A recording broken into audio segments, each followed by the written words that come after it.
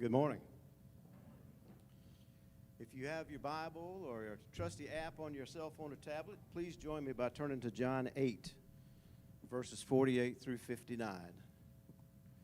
And if you would, please stand as we read God's Word together. The Jews answered him, "Are we not right in saying that you are a Samaritan and have a demon?" And Jesus answered, "I do not have a demon, but I honor my Father, and you dishonor me. Yet I do not seek my own glory. There is one who seeks it, and he is the judge. Truly I say to you, if anyone keeps my word, he will never see death." The Jews said to him, "Now we know you have a demon. Abraham died as did the prophets, yet you say, if anyone keeps my word, he will never taste death. Are you greater than our father Abraham, who died? And the prophets died? Who do you make yourself out to be?" And Jesus answered, "If I glorify myself, my glory is nothing. It is my Father who glorifies me, of whom you say he is our God. But you have not known him. I know him. If I were to say that I do not know him, I would be a liar like you. But I do know him, and I keep his word. Your father Abraham rejoiced that he would see my day. He saw it and was glad." So the Jews said to him, "You are not yet 50 years old, and have seen Abraham?" And Jesus said to them, "Truly I say to you, before Abraham was, I am." So they picked up stones to throw at him, but Jesus hid himself and went out of the temple. Thank you. You may be seated. Thanks, Steve. Kids Church, so if you were a kid up to 4th grade, if you want to go see Miss Brandy in the back, and she's got some fun stuff for you guys prepared. Parents, this is your first time, you can pick them up in the hallway after this very short sermon you're about to hear. So we're in John 8. John 8. So has anyone, probably not, you probably have a better algorithm on Netflix than I do. But there's a Netflix documentary, came out, I guess, a year ago or so, called Don't Die, The Man Who Wants to Live Forever. It was a documentary about a guy named Brian Johnson. And he is a multimillionaire, and he is now spending multi-millions of dollars investing in his own body, trying to live forever. And so it's this unique documentary about this guy that it's about an hour and a half long. I'm not recommending it. I'll just give you the cliff notes here, and you can watch something else today. But it's his whole journey of he just doesn't want to die. And so he is spending millions of dollars on different technology, on nutrition, and he has got doctors who are their full-time job is just to help him live forever. And he is trying to actually reverse the aging cycle in his life. And at one point he makes a quote that I think will help us today, and he says, why he's doing this is he says, we're at war with death and its causes. And his motto is simply, do not die, or don't die. And I tell you that because we're at this moment, and Jesus has been taking us really for about 2.5 chapters, and we're in Sukkot, if you remember that, the Feast of Tabernacles, the Feast of Booths. And it's this huge festival, and Jesus is, for a minute, hides and not ready, and then all of a sudden begins to get on the stairs and begins to teach and proclaims that he is the light, the living water, and he is the light. And he begins to expound on that, and as you remember, and if you can imagine, the Jews are not happy of this because they do not want to recognize him as Savior. And then we're finally at the end of this part of the chapter, part of the journey. In the moment that he's really, the thing that he's wanting them to wrestle with, and he's wanting us to wrestle with this morning, is death. And the reality is that you and I are at war with death and its causes. And I think for most of us, if we'll be honest, I don't think most of us can afford doctors who are just here to make sure we can live to 175 years old or never die. I will say that I know some of you have some really strange essential oil routines and things that you're desperately trying to live longer. But I think for most of us, that what we really do is we ignore death. Like, we know it's a part of life. We know it's something that's probably bound to come. But I think, if we're to be honest, most of us don't actually wrestle with it. Most of us don't actually think about it very often. If you're anything like me, just admit, I will numb my life and ignore the consequences of death. It's easier to not to worry about it. It's easier not to think about it. Ecclesiastes 7:4 It says, a wise person thinks a lot about death, while a fool only thinks about having a good time.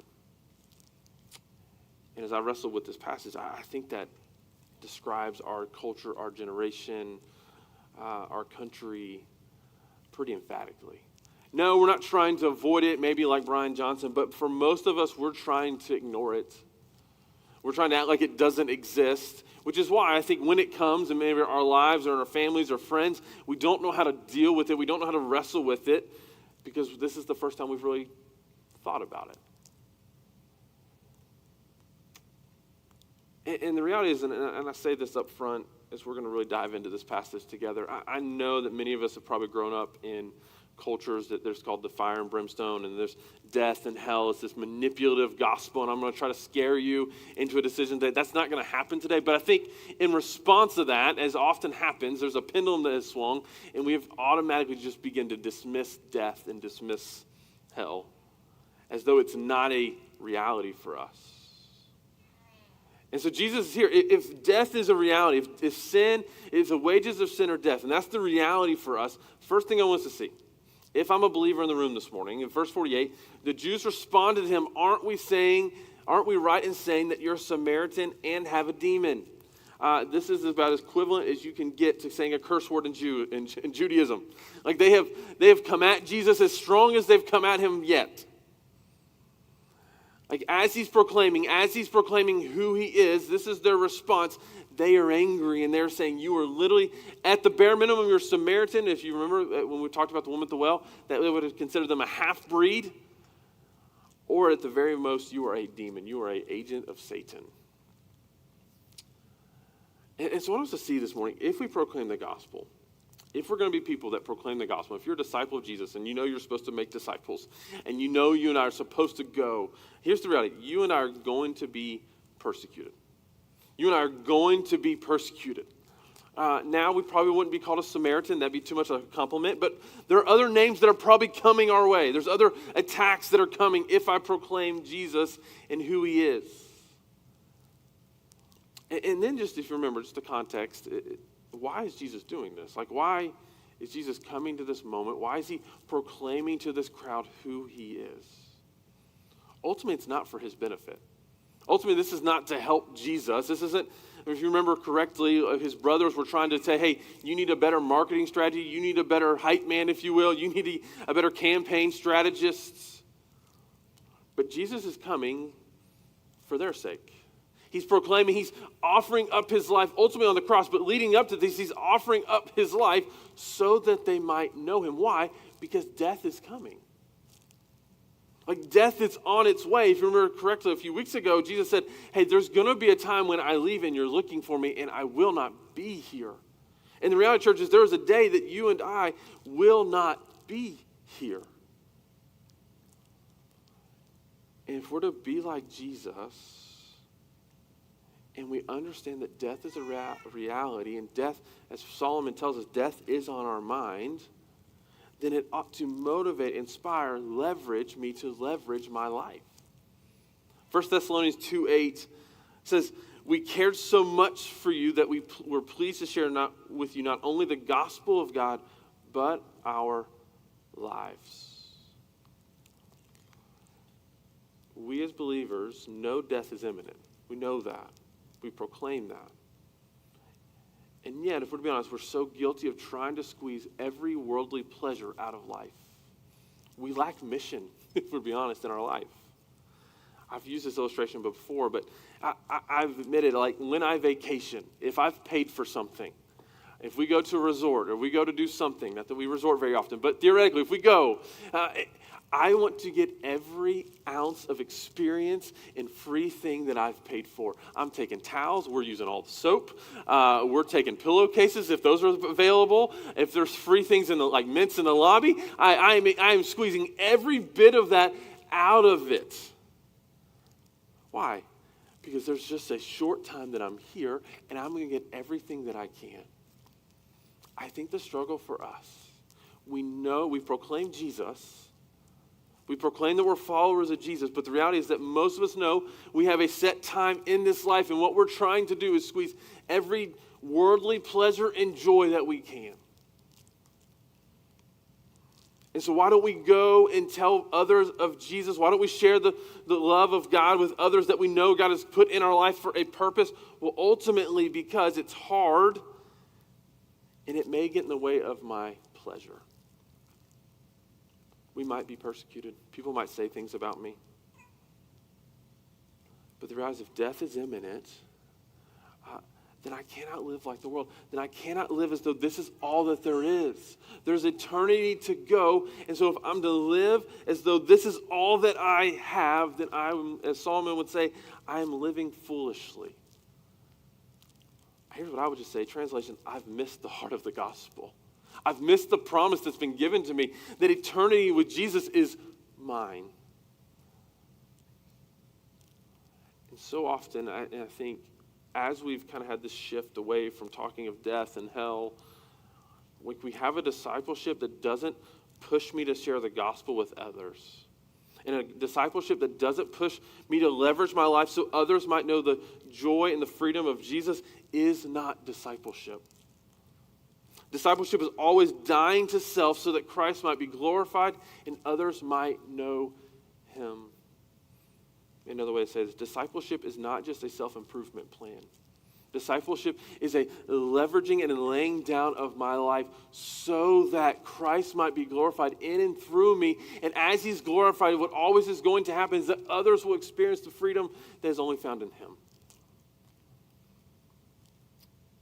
And so often what we have decided discipleship is in the last 20 years, and I am so guilty of this as well, is this just me being a better person. And once again, if that's our understanding of discipleship in the gospel, then we have missed discipleship in the gospel. It was always so that Christ might receive glory in my life, not that I would receive glory in my morality. As we get to this moment where Jesus has officially hit the hornet's nest, and this is kind of the closing of this chapter, and they're angry. They're saying, you literally are a demon. And you see in verse 49, I do not have a demon, Jesus answered. On the contrary, I honor my Father, and you dishonor me. I do not seek my own glory. There is one who seeks it and judges. Truly, I tell you. Second point I want us to see is Jesus will be glorified. Jesus will be glorified. And we won't spend a lot of time here, but when he says, I don't seek my own glory, which is confusing because if you've been around church a while, what are we supposed to do? We are supposed to glorify Jesus. Like he's deserving of all the glory. But what is happening here? In his humility, as we've talked several months ago about the Trinity, we won't rehash that this morning, but if you want to go back and listen to that, you're more than welcome to. But in his humility, as he has submitted to the Father so that you in his incarnate body, Jesus is really saying, I'm not here for an ego trip. I'm not here so that I feel better about me, but even though I'm not here for my own glory, what's going to happen is I will be glorified. And what we see in the Trinity and what we see especially between the Son and the Father, there is a zealousness and a passion to glorify one another. The Father and Son are infinitely passionate about the glory of God. The Son seeks the glory of the Father. And we see this over and over again, especially in John, we'll see, as the Son submits and the Son walks in obedience, what's he doing? He's glorifying the Father. And as he's doing that, what happens is the Father is actually glorifying the Son. John Piper says it this way, the aim of God in all that he does is to uphold and display the glory of his Son. And so why make this a big deal? Why make this a point we stop here? Because I don't want us to miss this. So once again, if we settle for discipleship or a gospel that's just self-help, self-improvement, I want to be better for the sake of being better, we miss the glory of God. And missing the glory of God is kind of important. If you remember 2 Corinthians 3:18, be on the screen, it says, we all with unveiled faces are looking as in a mirror at the glory of the Lord and are being transformed into the same image from glory to glory. This is the Lord who is the Spirit. So in discipleship, in our sanctification, how do we actually begin to become more like Jesus? By beholding his glory. Because if we miss the glory of Christ, we miss the gospel completely. In fact, a few weeks ago, if you remember, it's in the lifting up of the cross. Jesus says, when I am lifted up is when he'll be most glorified. Why? Because ultimately it's the sacrificial love that's on display for all humankind, for all human history. And it is in that he receives all the glory. And our job, our responsibility is to behold his glory. And as I behold him, I become more like him. The problem is so many of us do not behold Jesus, but we want to be more like Jesus, and we get frustrated, or we tried church for a while, we tried things for a while, but we find that we are incapable of morality like Jesus. Why? Because we're not beholding Jesus. Similarly, if I beholded another woman, not my wife, and was shocked that I struggled to be who I needed to be to love her. We cannot behold things of this world. We cannot miss the glory of Christ and be shocked by our sinful nature and our, hear me, consequences of death that we are constantly experiencing. Church, hear me, if the wages of sin are death, and what Jesus is saying here, end of verse 50, truly I tell you, verse 51, truly I tell you, if anyone keeps my word, he will never see death. Meaning, if he's the only one that can conquer death, then I must behold the one that conquers death. I cannot behold my job, my relationships, even my children, and assume that I have somehow defeated death. But rather, Jesus is proclaiming this. This is why they're so angry. You think contextually, these are people that are religious. They've done church way better than us, for the record. We've talked before. They've memorized the first 5 books of the Bible. I don't know if y'all have read Leviticus. I don't want to memorize chapter 1, let alone all of them. These are religious people, and what Jesus is saying, it's only in me, only beholding in my glory, that you will actually not suffer death. The third point is simply this, is that Jesus has conquered death. He's conquered death. And what is death? Like, what does that mean? Because it doesn't mean that physical death has gone away. It's been 2,000 years. We know, we've experienced, we've seen. But ultimately what death is separation. Physical death is the separation of the soul from the body. So that's why if we go to a funeral, and there's a body laying in the casket, we know and we feel as though death has stolen something from us. Why? Because we know that they are not actually in the physical body. But what Jesus is talking about is a spiritual death, and spiritual death is the separation of the soul from God. Ecclesiastes 3:11 says, he has made everything appropriate in his time. And hear this, he has also put, says God has put eternity in our hearts. So why is death so painful? Church, honest, to be frank, like, we were made for eternity. This is why even if you live the best life possible, if you lived 120 years, had all the success, all the family, all the accolades, and at the end of the day, when death comes, it still feels like we've been robbed of something. Why? Because we know, even if we deny Jesus, there's something in us because we've been created by him. We know that we were made for eternity. That's why death is so difficult for us. This is what you and I have experienced, and maybe you've even experienced it recently. This is the result of the fall. This is the result of sin. This is why sin is so evil and bad, and when we take it lightly, we miss the gospel, because ultimately this is what sin has brought. This is not what you and I were made to be a part of and to experience, but when Jesus says, anyone keeps my word, he will never see death, meaning you and I will never experience the weight and the heartache of death. There was a pastor years and years ago named Donald Barnhouse. And his wife died suddenly, leaving him to raise their young daughters by himself. And they were driving to her funeral, and he realized he needed to kind of explain some of what was going on spiritually to his young daughters. And so he looks at one of them and says, hey, while they're stopped at a traffic light driving to the funeral, he looks at her and says, hey, you see that truck right there? And she's like, I see it, Daddy. And he's like, would you rather be hit by the truck or the shadow of the truck? She looks at him puzzled and says, Daddy, hey, this is a weird time to be making jokes on the way to our mom's funeral, but Dad, you're so silly, is the actual quote. And she says, I would much rather be hit by the shadow. And he looks at her and says, sweetheart, I want you to know that's exactly what Jesus has done for your mom.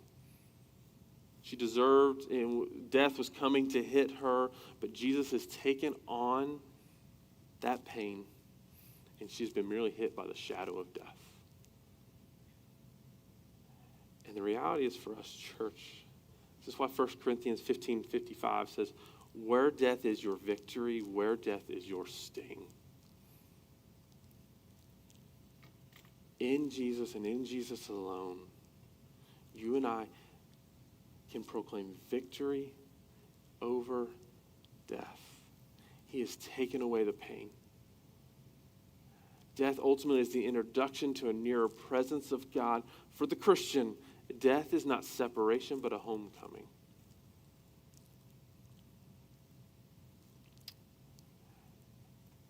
And so for us this morning, and here's what I don't want this to come across or we to hear is when death comes, we should act as though it does not bother us, and we should act as though it's no big deal. Death on this side of heaven is still painful, difficult,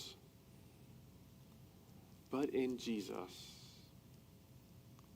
you and I can proclaim victory through our tears, through our pain, through our lamenting, which is biblical.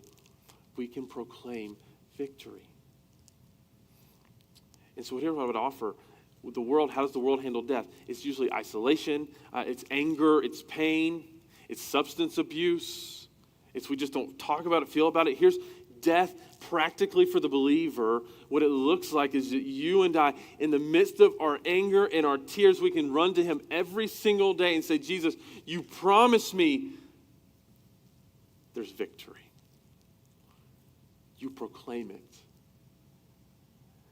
And so rather than hiding from our pain, rather than hiding from maybe the ugliness of it, you and I can bring it to the only one that can deal with it.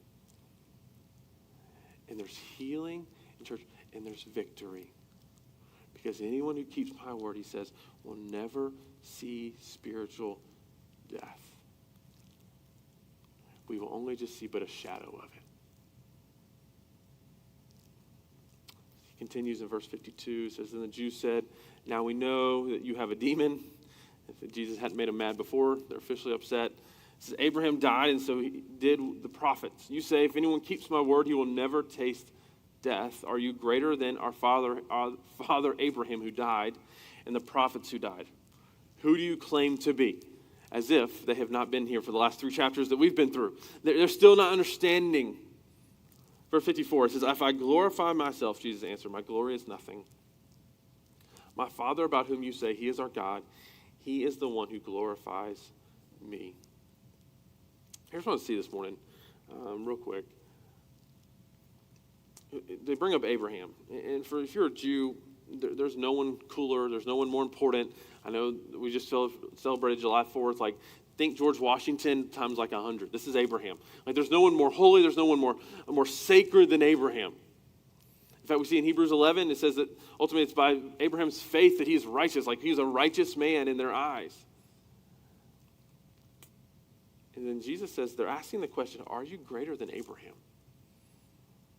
It would be like if you had a presidential election or presidential debate, and they said, are you greater than George Washington? That's the one answer they might could agree with. They won't go that far. And here's what Jesus is saying.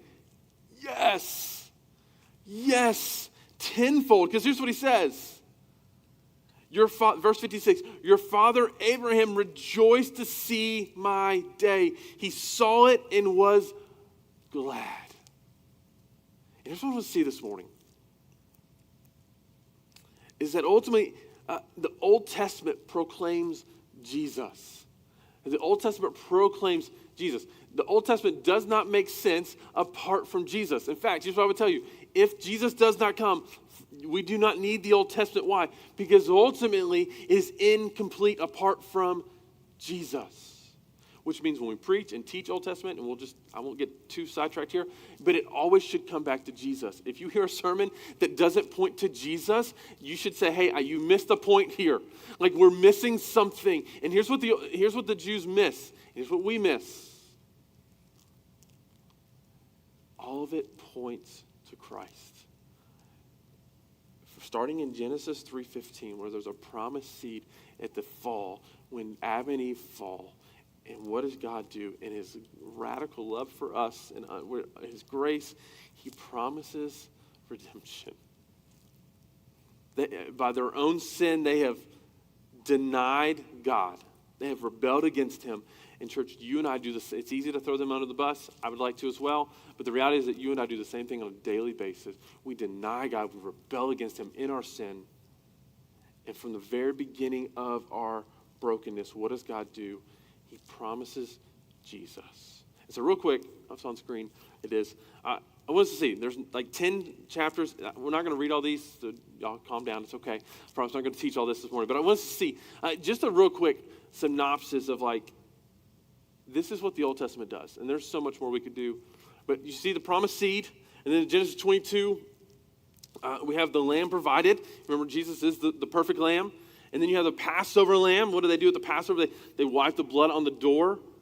And all that's pointing to the blood Jesus is going to pour out for us. You have the great high priest. Man, I would love to dive into that one day together. And you have that Jesus is our great high priest. This is why you don't call me priest. This is why you don't come to your pastor on a Sunday morning so you can pray to God, because you have a much greater pastor, quote, priest named Jesus. And all that's alluding to his coming. You have the greater prophet, which is what they're asking. There's no way you can be greater than Abraham and Elijah and even Elisha. And Jesus saying, I am the one you've been waiting for since Deuteronomy 18. Have 2 Samuel 7, that he is our eternal king, that his kingdom that you and I are now a part of will reign forever. Have the suffering Messiah. Why is ultimately what we know, that he suffers on the cross for us. The suffering servant, he humbles himself on the cross. He's the Son of Man. You know, the son of Adam fell short, but the Son of Man is bringing about redemption. You have the eternal king once again. Oh, sorry, I'm rereading. And then you have the ruler from Bethlehem. And we know, Merry Christmas, that our king resides from Bethlehem. And Zechariah 9:9, which we'll probably come back to in a few weeks, is you have the promise that the coming king will come on a donkey and proclaim peace to the world. And so what Jesus is doing here, I want to just sit in this for a second, and I promise we'll be almost done. But Jesus is not rebelling against the system. Jesus isn't coming to start a political movement and down with the patriarchy and get rid of the guys at the top, although they were corrupt.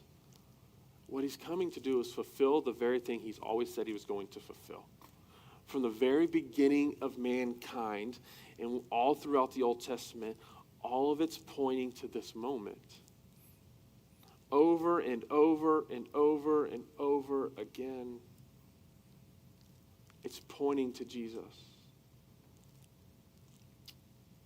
He is the one they've been waiting for. Like, they have all these different things that they're waiting for the Messiah to come, bring freedom. And he's here in front of them, proclaiming who he is in the coolest, best, most clear ways possible.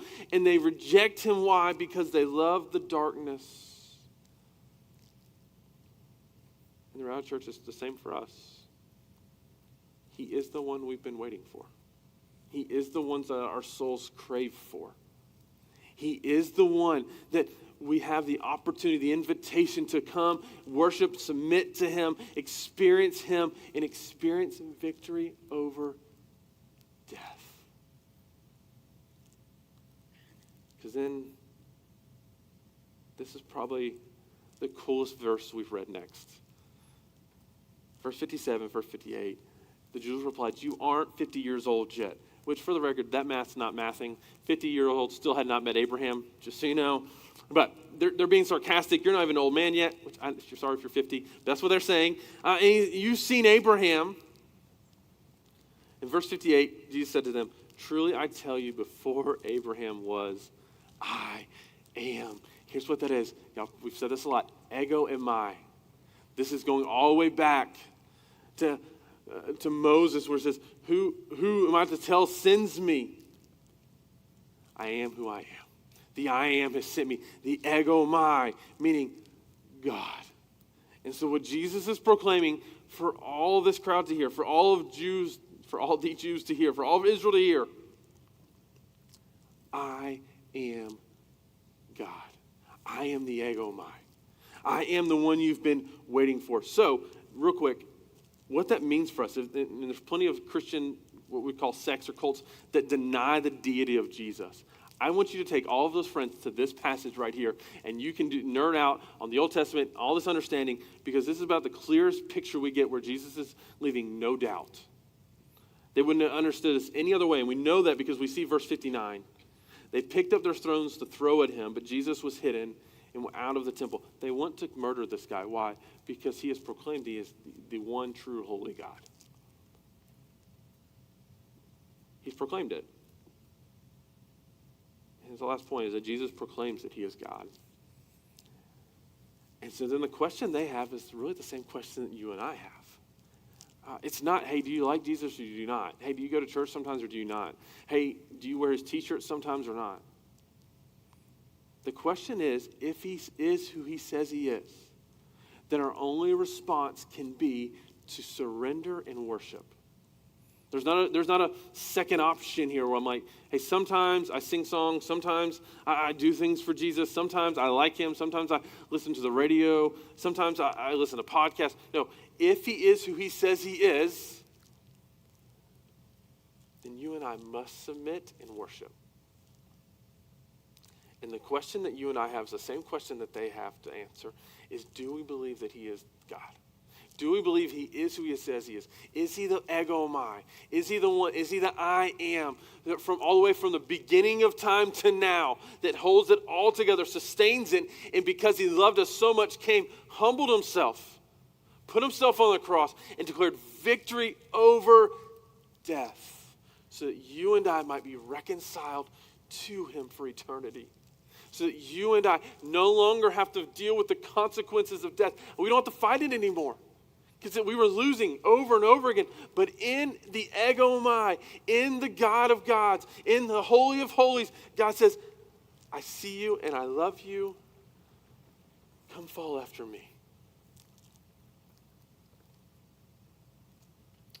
If we believe that this morning, then the only response we can have is to surrender and worship. We will worship him in spirit and in truth. Why? Because he is who he says he is, and over again he has shown this crowd, and over again he has shown us that he is God. So this morning I'm going to pray for us, and I'll do two things. If you don't know Jesus, maybe I've played church a long time, maybe I'm someone that says they know Jesus, but if I'm being honest, I don't really know him, and we'd love to have that conversation today about what it looks like to really follow Jesus. Secondly, if you're like, no, David, I know without a doubt I'm a follower of Jesus. I know him. I'm a disciple. Here's what I'd ask. Does my life reveal that he actually is who he says he is? Does my life show that if he's God and I'm a follower of him, does it reveal that I worship him? I'm willing to, going back to the very beginning, I'm willing to leverage my life so others might know Jesus. I'm willing to be discipled so that I can make disciples. Or does my life look a lot more like the world and I'm trying to get every single pleasure this world has to offer? And I'm totally off mission of the Great Commission. If that's us this morning, here's what I just advise to do. Repent. Let us just walk in the freedom of repentance this morning and say, Jesus, I want to walk in your freedom today. And thirdly, maybe there's death. Maybe recent, maybe it's not that recent, but still just wrestling with pain of death and maybe our families and our life. Here's what I would just ask us to do. Let's just cry to Jesus.